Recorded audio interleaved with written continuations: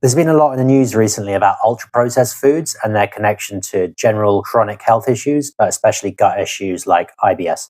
And a question gets asked a lot of whether IBS is really a condition of the mind or if it's a condition of the gut. So I wanted to discuss that a bit. So I really admire the work of people like Chris Van Teliken, who wrote Ultra-Processed People, and highlighting the comparative studies they've done where people in tribal communities have been introduced to modern, highly processed food, and then suddenly health issues have just erupted of a mysterious and chronic nature, and people have just got sicker in one way or another.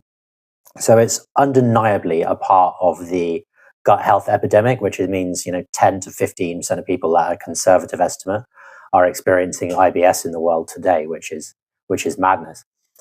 And then there's this other piece around the gut brain connection, and where does that fit into this whole picture? We live in a toxic world.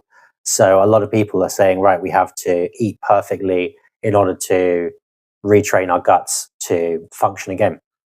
So I think the key issue here is one of tolerance. And as you build nervous system capacity and as you reduce anxiety, your general tolerance to stresses in your environment increases. Those stresses can be physical and mental stresses, but we're particularly surrounded by physical stresses on a daily basis in food, and that gets a lot of publicity.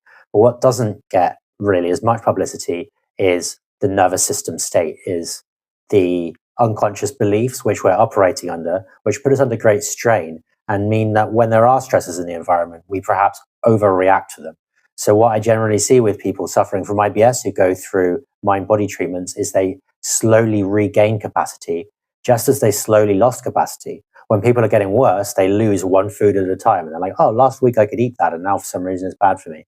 And when they're getting better, it's kind of the same story. It's like, oh, I can suddenly eat chocolate or drink coffee again or whatever it is. So that's a question of increasing your tolerance to the stresses which are in the environment. If you'd like to learn more about that, then DM me the word root.